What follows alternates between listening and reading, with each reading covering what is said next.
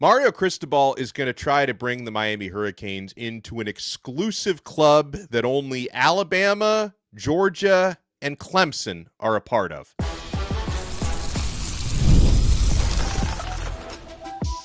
You are Locked On Canes, your daily podcast on the Miami Hurricanes, part of the Locked On Podcast Network, your team every day. I am Alex Donno, University of Miami alumnus, co-host of Locked On ACC and host of Postgame on the Hurricanes Radio Network. And thank you so much to the everydayers for making Locked On Canes your first or your second listen. We're available free wherever you get your podcasts. We're free on YouTube. We're part of the #1 Locked On Podcast Network, your team every day. Today's episode is sponsored by FanDuel. The winter games are on, and there's no better way to follow them than with a bet on FanDuel. FanDuel, play your game. On this loaded episode, we're going to talk about the outlook on defense for Miami with exciting players like Damon Wilson and Omar Thornton coming in, some excited young players who are going to take on bigger roles this season. We'll talk about the expectations for Darian Mensah, who's going to be, I think, one of the highlight makers all across college football at quarterback at the U, but what it's going to take to get into the national championship game. So when I mentioned, folks, and Mario Cristobal is going to try to bring Miami into an exclusive club, what I'm talking about is teams in the college football playoff era who have gone to the national championship game in consecutive years. It's only happened with 3 of those: Alabama, Georgia, and Clemson. Now, I will note that all of those, while in the college football playoff era, all happened before the NIL era. Georgia went in consecutive years, 2021 and 2022. NIL really blew up after that. So you could say NIL has leveled the playing field. There's a lot more parity. So can Miami get to the championship game in 2 consecutive years? To help us break that and so much more down, we're joined by a very good friend of the show, Michael Yo, stand-up comic, all over your televisions, the host of Comics on Canes. So, Mike, what are you drinking there, Mike? You getting refreshed with some Gatorade? No, I'm drinking the Kool-Aid, Alex. I am drinking all the Kool-Aid, Alex Donno, because, man, it is great to be a Miami Hurricane. This has been what we've been waiting for, 23, 24 seasons. And here's what's crazy. We've all been seeing the clips of Mario floating around. This dude has a different swag than he did his first, second, and third year here. Now I feel like he knows what he got. He knows what he's building. And there's this air of confidence that I haven't seen even last season. I didn't see it. But when he talked at the basketball game, I saw him do a bunch of press. He was doing everybody's show. And I was like, hey, he knows what we don't know yet, but you can see it's coming. And I love that he has this bravado, this swag that we haven't seen before. So I'm loving it. I'm loving it, Alex. Well, so we've already established you're drinking the Kool-Aid, and I've been sipping mine as well. So I will ask you, Michael Yo, after watching Miami get all the way to the championship game, unfortunately came up just short against Indiana, what are your keys for 2026? What's it going to take for Miami to get to that Natty? She'll be in Vegas, which I know will be a little easier of a commute for you. Yes. It's going to be in Vegas this coming season. What's it going to take to get back there and hopefully finish the job this time? I think the number 4 thing on my list and the number 3 thing on my list are kind of the same. I think number 4 is injuries. Of course, you can't predict injuries, but, Mensah can't get hurt. Let's be honest. That's a wrap. I mean, we'll still be good, but Mensah can't get hurt. Let's be honest on that. But my number 3 is depth, and those go hand in hand. Would I feel Miami is in the place now where you're 4 deep at running back? You were 2 and sometimes 3 deep at receiver. You have linebackers. You have safeties. You have the back end. You have the line of scrimmage. And that's the thing now that I think is the biggest difference between – last year we had depth, but defensive tackle we were kind of light. You know what I mean? I feel like we're building the depth where it's a long season. 16 games or 15 games, that's a long season. So my number 4 is injuries. Number 3 is depth, and we built that with the pieces we brought in and with the younger people coming up. My second thing is the trenches. And I feel like Mario's building that as always. I felt like our trenches were just through the roof. That's why I gave Miami a chance in every single game. I go, no one has seen trenches like these. This is why all these players from the SEC and other conferences like, well, we play SEC. No, you have not seen these type of trenches. And I think Miami now is getting the players to build those kind of trenches every single year to basically be in the run in the next 10, 15 years. I really feel good about where we are. But my number one thing is Mensah has to be a top 5 quarterback to win the Natty. Yeah. You want to win the Natty. Yeah. He has to be a top 5 quarterback. If he's a top 5 quarterback, I think we go to the Natty, we win the Natty because the weapons we have, the defense we have, Hetherman. I mean, let's talk about Hetherman's defense. Miami, 11th in total defense last year, number 5 in scoring, and that was his first season. These are players just learning his defense. Think about all the players now that have gone through the second year. That's where things get very, very scary. And I'm so excited, Donno, about Miami.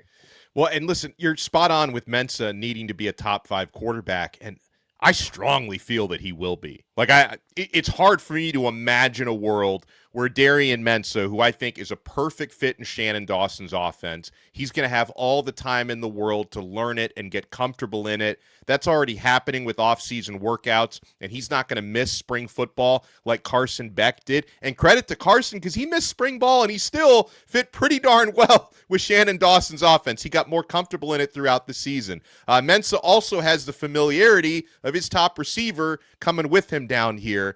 And listen, most everyone has Mensah like near that top 5. I shared something yesterday on Locked On Canes that Kirk Herbstreit has Darian Mensah as his 3rd ranked quarterback heading into this year. I know some people are still trying to force feed Arch Manning as like the number 1 or number 2. I'm not buying that. I think Darian Mensah is going to be right up there.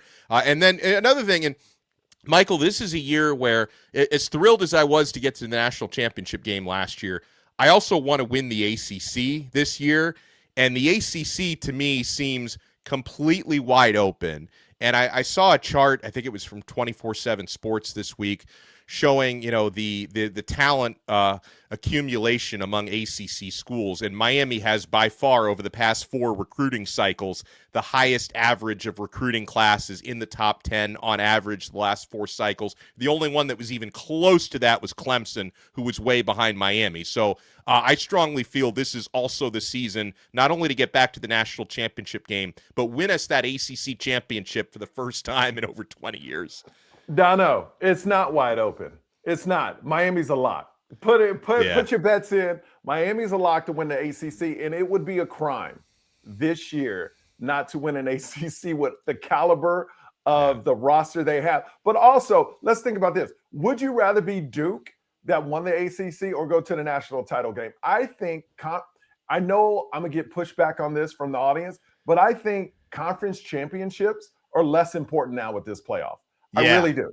Yeah. I really honestly think it's almost a penalty playing in the conference championship, because you saw it play out in the SEC, you saw it play out in the Big Ten.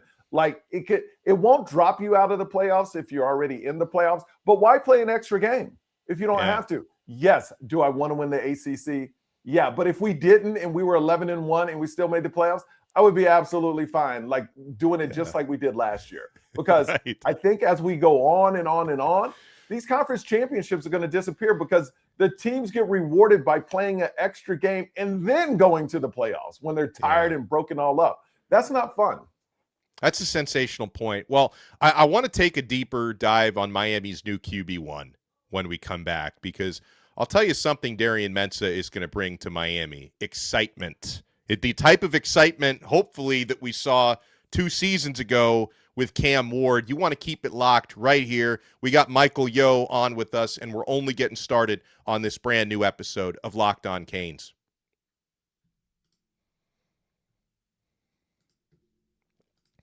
Folks, hiring isn't just about finding someone willing to take the job. It's about finding the right person with the right background who can actually help your business move forward. And if you want candidates who match what you're looking for, Indeed Sponsored Jobs is the move.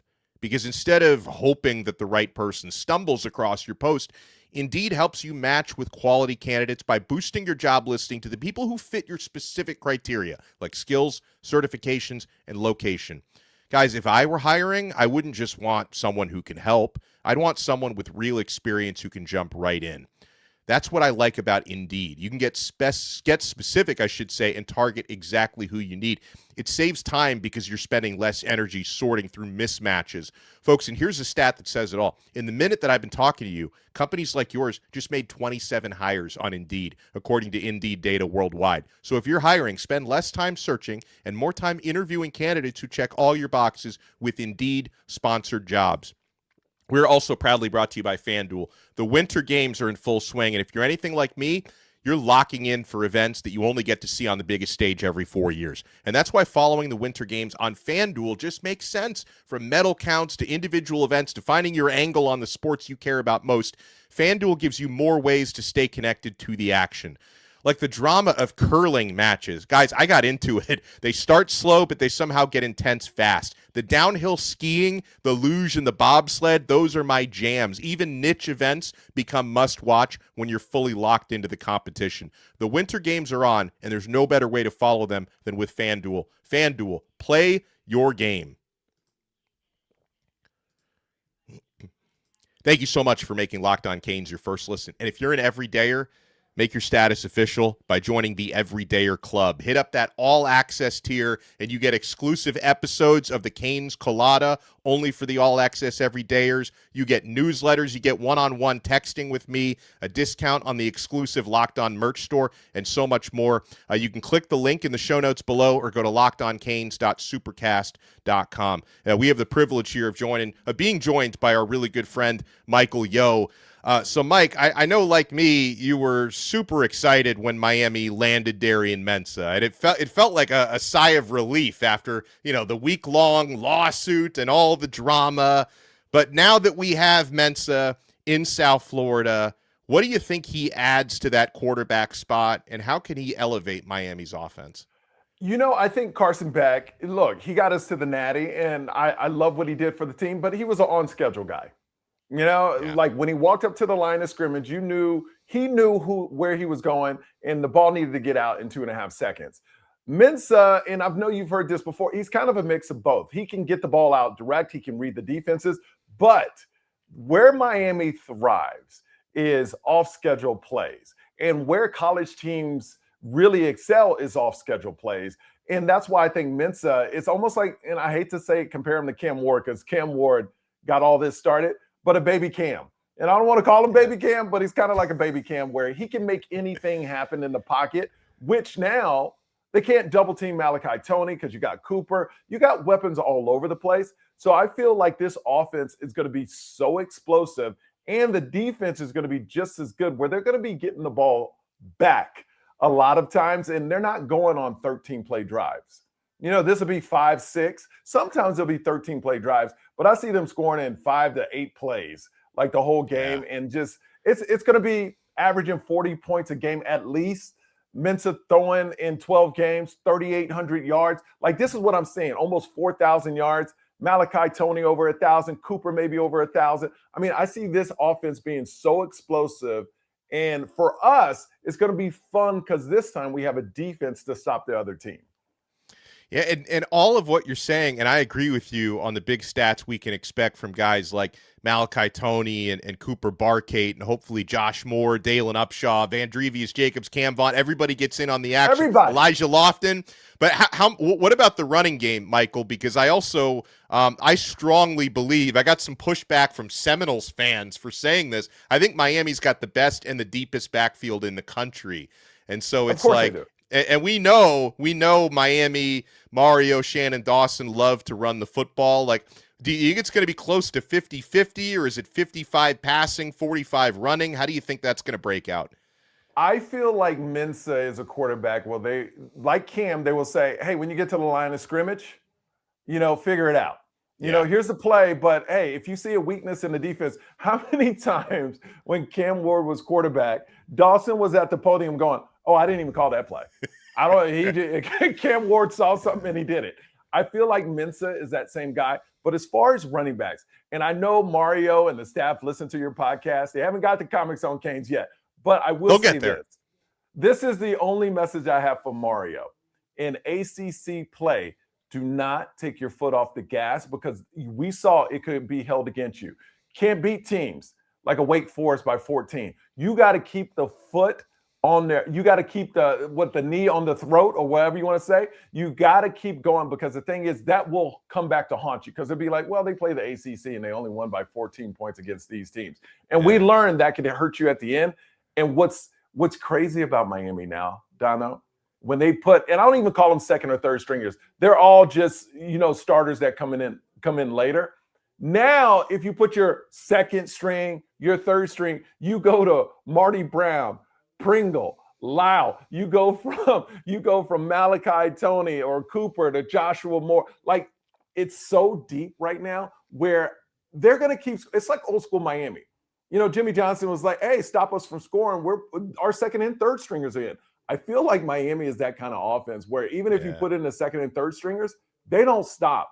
And they're going to be scoring. And every running back is good in the room. Every receiver is good in the room. Got Elijah Lofton that I think works best with a mobile quarterback. I think Elijah Lofton, I know we talked about him a lot. He was hurt, I believe, the first 6-7 games. I love Elijah Lofton. And I think he will do some things next year because he's too talented not to. I'm a big fan of Elijah Lofton. Yeah, that's well said. And I'm thinking about, what you're talking about.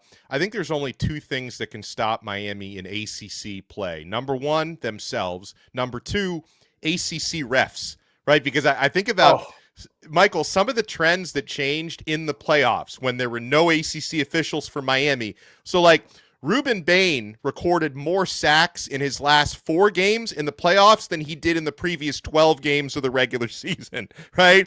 I mean, Miami's offense was more efficient, better in the playoffs because you don't have these dopey ACC refs screwing up every possible call. And the thing is, Donno, here's what you saw. You saw that refs were balanced. If they let pass interference go on one side, they did on the other side. Right. If they called holding on one side, they called holding on the other side. ACC, this just showed you how bad ACC officials are because you saw when Miami played against a team with neutral referees where calls went both ways, Miami dominated in a lot of those cases. And I think there's a wake-up call for the ACC. It's like their refs need to get it together. And ACC should be talking to those refs, say, hey, we need to go to school again. We need to learn the rules better. Because when you accidentally bump into a quarterback, it shouldn't be a 15-yard penalty that helped Miami lose against SMU, which was so frustrating. That same play happened in the playoffs, and they didn't call a penalty. Do you remember that? I do remember that, yeah. And it was harder than Marquise Lightfoot's. I think Marquise Lightfoot did. It was harder than his hit, and they didn't throw a penalty because they knew it was an accident. That's why ACC officials, man, I would love if the SEC and Big Ten could be our officials all season. I know. During ACC play because they were great. They were great.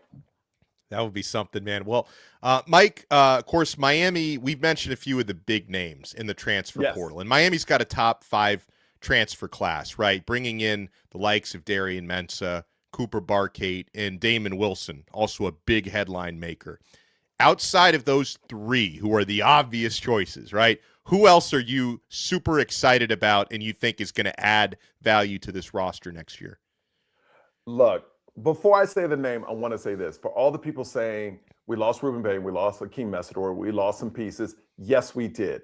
But you have to understand, Hetherman was at Minnesota and had a top 10 defense with those players, all right? Anything, and no disrespect to them, but our players are a step above those players. So the defense is going to be fine, but I'm excited for Keona Davis from Nebraska. Yes, I'm so what the guy is like 6'5", 275. He's the type of player I see that can play tackle, that can play outside. And Hetherman is so good about moving players around and getting them to play their best to their ability. And this guy is long and he can move. And I just see him fitting in. And that's the player I'm really excited to see when spring ball comes around, because I think he could do a lot of damage, because in Nebraska, I think it was just the wrong defense for him in Nebraska. I think he's going to eat in this defense with a 4-man front. I believe Nebraska plays a 3-5. They do. Yeah, you're right. 100% right. Yeah. And that's not the defense for him. He needs to put his hand in the ground and eat or be on the outside. So I feel like he's going to thrive. I feel like he's going to crush it. And Keona Davis, I feel, is a name we're going to be talking about. We're going to be talking about throughout the season. I can see him picking up momentum all the way to the playoffs. I'm Kalia Butler, host of Locked On Women's Basketball, and this is Mazda's Women's Basketball Snapshot, celebrating the work no highlight reel can ever capture. Dawn Staley and South Carolina remain on top of the SEC standings after handing Tennessee their worst defeat in program history with a final score of 93-40. In the 43-point win, South Carolina shot 69% from the field. Tessa Johnson had a perfect shooting night, scoring 24 points, shooting 4 for 4 from the floor, including 2 threes, and made all 4 of her free throws. And UCLA remains undefeated in Big Ten play, topping Michigan 69-66 as Player of the Year contender Lauren Betts put up a double-double, scoring 16 points, collecting 16 rebounds, and adding 5 assists and 3 blocks. These moments are earned off the clock, those long before the lights ever come on. The sweat, the fakes, the doubt, the scrapes, and coming back for more every time. Mazda puts the same drive into every detail. Wins define the moment, putting in the work, that defines you. There's more to a Mazda because there's more to you. I think that's a great nomination, and I'm going to add a couple for me, and because they play similar positions. I'm really excited to see what happens with Omar Thornton and Conrad Hussey. Oh, yes. And and Michael, I've hinted on why a few times on Locked On Canes over the last couple of weeks, because like last year showed me with the superb defensive back coaching that Miami has with Will Harris and Zach Etheridge, who both appear to be staying. I know people were wondering if anybody else on the staff might leave.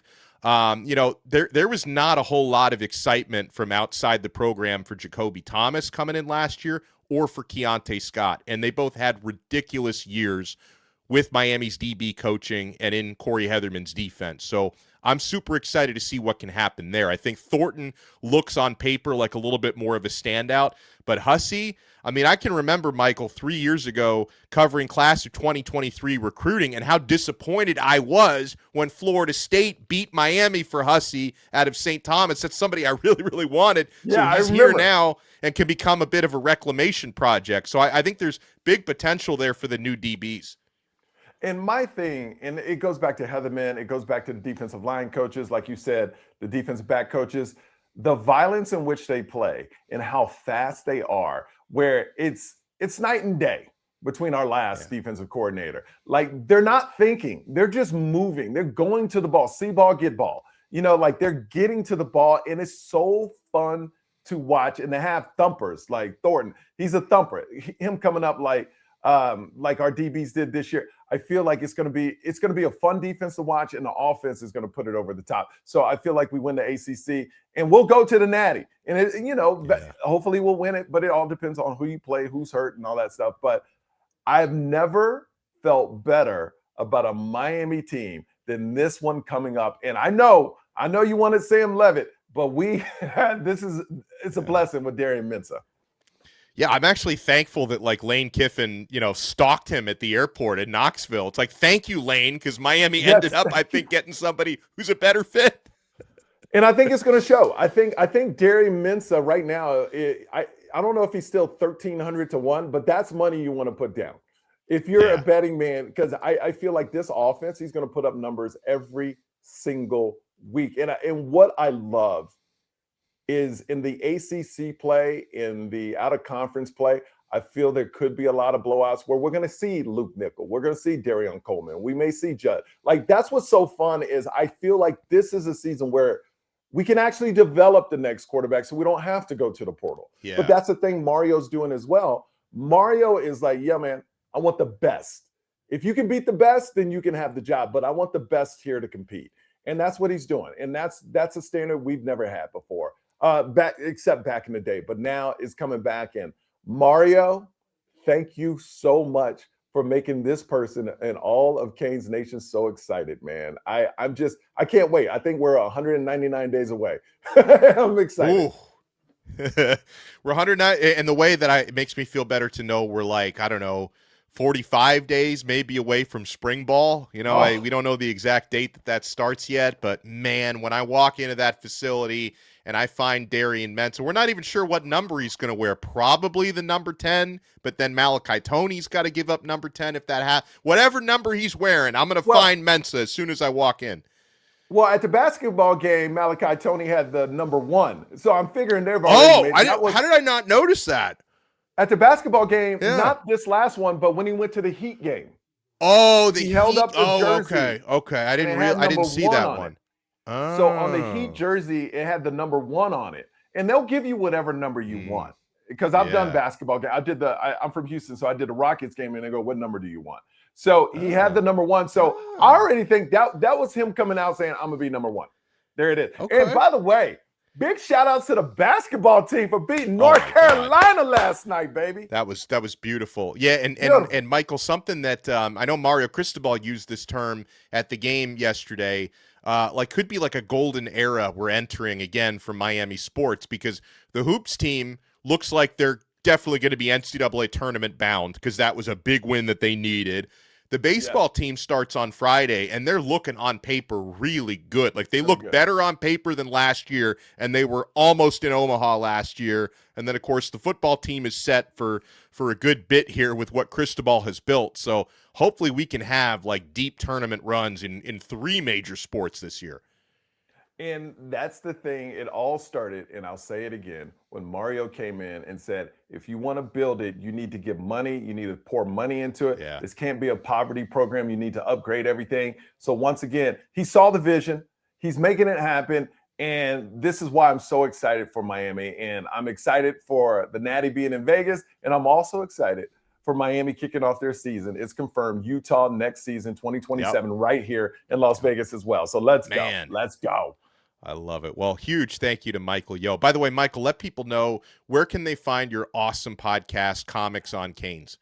Comics on Canes is on YouTube. Just go to YouTube, type in Comics on Canes. I have all types of comics pop on to talk about their football teams. And it's centered around Miami. But, man, for me, it's huge. We're like 16 people away from 3,600 people when I started this like a year and a half ago. Awesome. So doing it all by myself. So thank you so much. 16 people. Subscribe today. I'll be happy. Let's go. And before I let you run, we're thinking about maybe doing something before the Notre Dame game next year. So what I want to do, I book, because my wife doesn't know, so nobody tell her, but I've been booking shows the night before the Miami games. Yeah, I noticed that. I've been following Miami. So Notre Dame, I do this place called The Den on Friday night. And then they have a podcast studio there where you can have an audience. So I'm trying to put together, if you're in town the night before the Notre Dame game, to everybody come out. I want to do something with Donno, and we'll do a podcast there. Yeah. And we'll blow it up. When we get closer, we'll announce it, and we'll get you out there, Donno. I would love to do a podcast with you and have all the Miami fans that come in. We'll do it and have people on the air with us, ask questions and have fun. I think it'd be great. Yeah, I mean, I'm in for so many reasons, including, going to a game. Obviously, I hate Notre Dame, but going to that stadium, it's a bucket list thing, right? I've never been to Indiana before. Now I think we'll be doing our thing in Chicago the night before, which is a little bit more fun than South Bend, Indiana. But we'll be at the game in South Bend. I've never been there before, so I'm looking forward to that.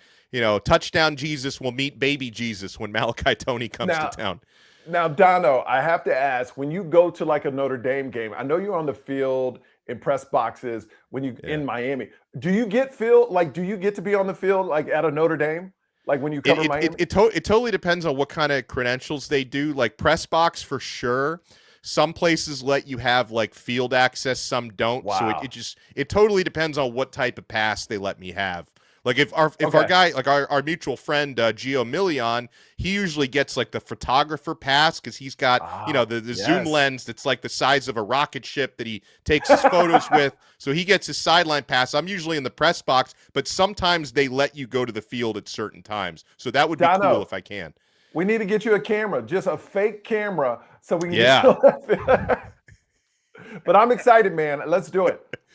I love it. Well, huge thank you and shout out to Michael Yo. Shout out to the Everydayers. Again, make sure you check out the Everydayer Club. Hit that all access tier, and we'll talk to you again next time on another episode of Locked On Canes. It's all about the U right here on the #1 Locked On Podcast Network. Your team every day.